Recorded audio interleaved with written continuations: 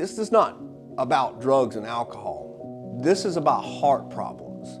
This is about the original fall, the fall of Adam, because we all suffer from sin.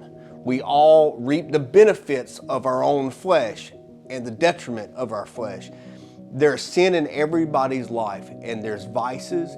There's things that we go to instead of God. There's idols that we put above Him. And if you want to get some things that feel out of balance in your life, back into balance and align yourself with the Word and who God has called you to be individually, come check out on Monday night. It's a little less like you think it's going to be and more than you could ever imagine.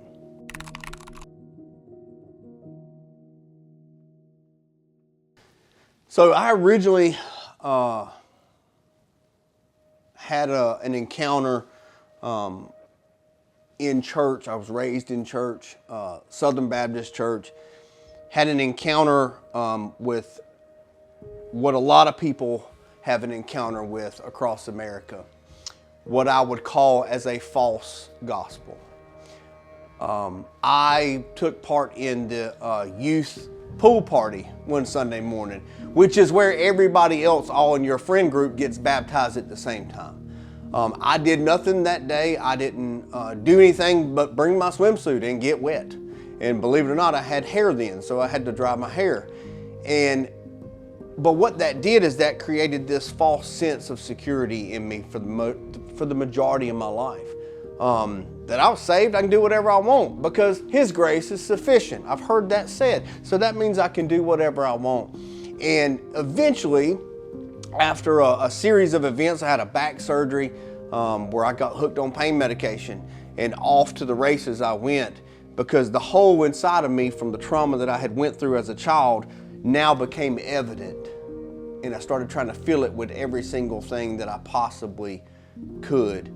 And over the course of a few years, I got to the end of myself. I had gotten married, I had kids, all the things. But deep down inside, that hole that was still there never went away. Until one day I finally surrendered my life completely and wholly to the care and to the will of God.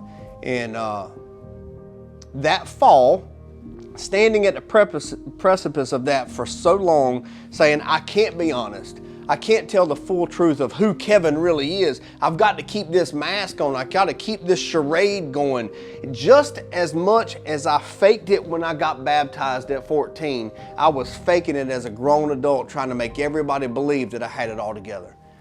And I would stand at the edge of a cliff thinking that jump into honesty was the one thing that would cause everything to go away. And in this series that we're doing, this A Fall to Greater, that fall, I was one of the ones that didn't make the decision, honestly, to jump off. My life made the decision. Thank God for that. Thank God that I was stubborn enough and that God is loving enough that He would chase me all the way to homelessness. He would chase me with His love all the way to suicide attempts. That He would chase me with His grace and His mercy all the way to stripping me down to nothing, because I was the one that had to go to nothing. And that fall not only set me up for the best comeback you could ever experience in life, but it has affected so many other people, starting with my wife, my children. My children call me by name. They sleep in the same house as I do, much less that I have a house. What I saw as my biggest failure is the exact thing that God used to set a foundation on, to call me into ministry for. And today, it's one of the biggest things I'm grateful for. You know, we do our gratefuls, our thankfuls every day. And many times, one of my biggest things that I'm thankful for, contrary to what makes sense, I'm very thankful that God allowed me to go through my addiction.